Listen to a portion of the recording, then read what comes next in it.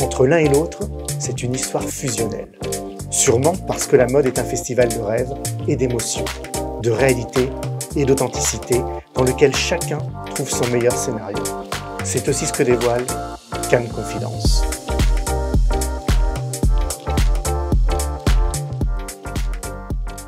Je suis Serge Toubiana, je suis président d'Unifrance. Le rôle d'Unifrance à Cannes, c'est de rencontrer des gens qu'on voit tout au long de l'année, mais qui sont à l'étranger. C'est-à-dire, comme c'est le plus grand festival de cinéma au monde, donc c'est une opportunité essentielle pour Unifrance, les équipes d'Unifrance, de renouer des contacts avec les gens venus d'Asie, d'Amérique, d'Afrique, d'Amérique latine. Ils sont tous à Cannes, tout le monde vient à Cannes. Il y a cette idée qui me taraude tout le temps avec l'équipe d'Unifrance, c'est comment on va les accompagner à l'exportation, ce qui est notre credo absolu ici. Comment ces films vont porter le cinéma français, les couleurs du cinéma français à l'international. C'est ma question essentielle aujourd'hui à Unifrance. C'est très important. Et Cannes est le lieu idéal.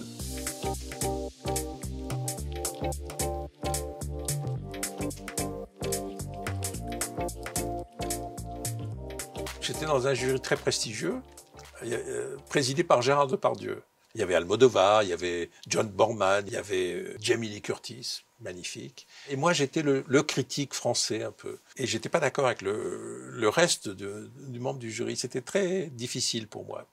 J'ai appris beaucoup de choses là durant cette expérience de jury à Cannes. C'est que moi, j'essayais de parler de tous les films en disant « oui, ça c'est bien ». Et en fait, il faut pas faire ça. Quand on est dans un jury, il faut défendre un film et planter son drapeau et ne plus bouger pour négocier au cours de la discussion. Là, ça s'est fait en 1h30 le palmarès. Et tout le monde était enthousiaste pour ce film qui a eu la Palme d'Or. Mais Les meilleures intentions de Billy Auguste, qui a d'ailleurs eu sa 2e Palme d'Or. Moi, j'aimais pas beaucoup le film. Et j'étais plutôt pour un film que je défendais beaucoup, qui était The Player de Robert Altman, que j'aime beaucoup. Et j'ai pas été convaincant du tout, parce que je crois que j'ai aussi appris une chose importante, c'est que dans un jury, quand vous êtes juré, ce qui compte, c'est les sentiments. C'est pas la réflexion sur la mise en scène. Bon, ça y est quand même, mais c'est anecdotique. Ce qui compte, c'est les sentiments. Et après la projection des meilleures intentions, j'ai vu les gens en larmes. Donc j'ai compris que voilà, c'était perdu. Et d'ailleurs, Gérard m'a dit, après la projection, Gérard Depardieu m'a dit, on était à 3 jours de la clôture du festival, et il me dit, c'est bien, on a la palme. Et j'ai compris.